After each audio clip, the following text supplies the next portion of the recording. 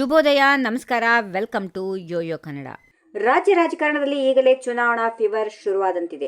ಮಾಜಿ ಪ್ರಧಾನಿ ಅಟಲ್ ಬಿಹಾರಿ ವಾಜಪೇಯಿ ಅವರ 101ನೇ ಜನ್ಮದಿನದ ಸಂಭ್ರಮದಲ್ಲಿರುವ ಬಿಜೆಪಿ ಪಾಳೆಯದಲ್ಲಿ ಈಗ ಹೊಸ ಸಂಚಲನ ಮೂಡಿದೆ. ಪಕ್ಷದ ಕಚೇರಿಯಲ್ಲಿ ಮಾತಾಡಿದ ರಾಜ್ಯಾಧ್ಯಕ್ಷ ಬಿವೈ ವಿಜೇಂದ್ರ, ಕಾಂಗ್ರೆಸ್ ಸರ್ಕಾರದ ವಿರುದ್ಧ ಜನಾಕ್ರೋಶ ಮುಗಿಲು ಮುಟ್ಟಿದೆ ಎಂದು ಗುಡುಗಿದ್ದಾರೆ. ಚುನಾವಣೆ ನಾಳೆಯೇ ನಡೆಯಲಿ ಅಥವಾ 2028ಕ್ಕೆ ನಡೆಯಲಿ, ಬಿಜೆಪಿ 130ರಿಂದ 140 ಸ್ಥಾನ ಗೆಲ್ಲೋದು ಗ್ಯಾರಂಟಿ ಎಂದು ಭವಿಷ್ಯ ನುಡಿದಿದ್ದಾರೆ. ಇವಿಎಂ ಇರಲಿ ಅಥವಾ ಬ್ಯಾಲೆಟ್ ಇರಲಿ, ಕಾಂಗ್ರೆಸ್ ಸೋಲು ಖಚಿತ ಅನ್ನೋದು ವಿಜೇಂದ್ರ ಅವರ ವಾದ. ಈ ಕುರಿತು ಕಂಪ್ಲೀಟ್ ಡೀಟೇಲ್ಸ್ ಇಲ್ಲಿದೆ, ನೋಡೋಣ ಬನ್ನಿ. ಬಿಜೆಪಿ ರಾಜ್ಯಾಧ್ಯಕ್ಷ ಬಿವೈ ವಿಜೇಂದ್ರ ಈಗ ಫುಲ್ ಫಾರ್ಮ್ ಗೆ ಬಂದಿದ್ದಾರೆ. ಅಟಲ್ ಬಿಹಾರಿ ವಾಜಪೇಯಿ ಅವರ ಜನ್ಮದಿನದ ಕಾರ್ಯಕ್ರಮದಲ್ಲಿ ಭಾಗವಹಿಸಿ ಮಾತನಾಡಿದ ಅವರು, ಕಾರ್ಯಕರ್ತರಲ್ಲಿ ಹೊಸ ಹುರುಪು ತುಂಬುವ ಕೆಲಸ ಮಾಡಿದ್ದಾರೆ.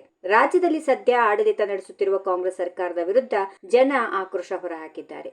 ಮುಂದಿನ ಚುನಾವಣೆಯಲ್ಲಿ ಬಿಜೆಪಿ ಸ್ವಂತ ಬಲದ ಮೇಲೆ ಸ್ಪಷ್ಟ ಬಹುಮತ ಪಡೆದು ಅಧಿಕಾರಕ್ಕೆ ಬರೋದು ಸೂರ್ಯಚಂದ್ರರಷ್ಟೇ ಸತ್ಯ ಅಂತ ಭರವಸೆ ನೀಡಿದ್ದಾರೆ. ವಿಶೇಷ ಅಂದ್ರೆ ಬಿಜೆಪಿ ಈಗ ವಿರೋಧ ಪಕ್ಷದಲ್ಲಿ ಕುಳಿತುಕೊಳ್ಳಲು ನಮ್ಮ ಸ್ವಯಂಕೃತ ಅಪರಾಧಗಳೇ ಕಾರಣ ಎಂದು ವಿಜೇಂದ್ರ ಒಪ್ಪಿಕೊಂಡಿದ್ದಾರೆ. ಆದ್ರೆ ಈಗ ಪರಿಸ್ಥಿತಿ ಬದಲಾಗಿದೆ. ಕಾಂಗ್ರೆಸ್ ಸರ್ಕಾರದ ಬಡವರ ವಿರೋಧಿ ಧೋರಣೆಯಿಂದ ಜನ ಬೇಸತ್ತಿದ್ದಾರೆ. ಇತ್ತೀಚೆಗೆ ನಡೆದ ಪಟ್ಟಣ ಪಂಚಾಯಿತಿ ಚುನಾವಣೆಗಳ ಫಲಿತಾಂಶವೇ ಕಾಂಗ್ರೆಸ್ ಅಸ್ತಿತ್ವ ಕಳೆದುಕೊಳ್ಳುತ್ತಿರುವುದಕ್ಕೆ ಸಾಕ್ಷಿ ಎಂದು ಅವರು ಲೆವಡಿ ಮಾಡಿದ್ದಾರೆ. ಕಾಂಗ್ರೆಸ್ ಎಷ್ಟೇ ಹರಸಾಹಸ ಪಟ್ಟರೂ ಅವರ ಹಣೆ ಬರಹ ಬದಲಾಗಲ್ಲ ಎಂದು ಕಿಡಿಕಾರಿದ್ದಾರೆ. ಇದೇ ವೇಳೆ ಕಾರ್ಯಕ್ರಮದಲ್ಲಿ ವಾಜಪೇಯಿ ಅವರ ದೇಶಭಕ್ತಿ ಮತ್ತು ಸಂಘಟನಾ ಶಕ್ತಿಯನ್ನ ವಿಜೇಂದ್ರ ನೆನಪಿಸಿಕೊಂಡ್ರು. ದಕ್ಷಿಣ ಭಾರತದಲ್ಲಿ ಬಿಜೆಪಿ ಬಲಿಷ್ಠವಾಗಿ ಬೆಳೆಯಬೇಕು ಅನ್ನೋದು ಅಟಲ್ಜಿ ಅವರ ಕನಸಾಗಿತ್ತು. ಸೋಲಿಗೆ ಅಂಜದೆ ಪಕ್ಷವನ್ನು ದೃಢವಾಗಿ ಕಟ್ಟುವ ಕೆಲಸವನ್ನ ನಾವೆಲ್ಲರೂ ಮಾಡಬೇಕಿದೆ ಎಂದು ಕಾರ್ಯಕರ್ತರಿಗೆ ಕರೆ ನೀಡಿದ್ರು. ಕಾಂಗ್ರೆಸ್ ಪಕ್ಷದ ಆಂತರಿಕ ಕಚ್ಚಾಟ ಮತ್ತು ವೈಫಲ್ಯಗಳನ್ನೇ ಅಸ್ತ್ರವನ್ನಾಗಿ ಮಾಡಿಕೊಂಡು ಬಿಜೆಪಿ ಈಗ ಜನರ ವಿಶ್ವಾಸ ಗಳಿಸಲು ಪ್ಲಾನ್ ಮಾಡ್ತಾ ಇದೆ. ಒಟ್ಟಿನಲ್ಲಿ ವಿಜೇಂದ್ರ ಅವರು 140 ಸೀಟುಗಳ ಟಾರ್ಗೆಟ್ ಈಗ ರಾಜ್ಯ ರಾಜಕಾರಣದಲ್ಲಿ ಭಾರಿ ಚರ್ಚೆಗೆ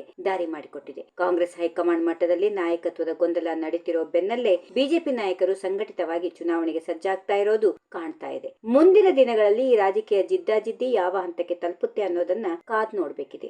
if you like this video, ಬೇಗ ಲೈಕ್ ಮಾಡಿ, ಕಾಮೆಂಟ್ ಮಾಡಿ, ಶೇರ್ ಮಾಡಿ ಹಾಗೂ ಯೋಯೋ ಟಿವಿ ಕನ್ನಡವನ್ನು ಸಬ್ಸ್ಕ್ರೈಬ್ ಮಾಡಿ.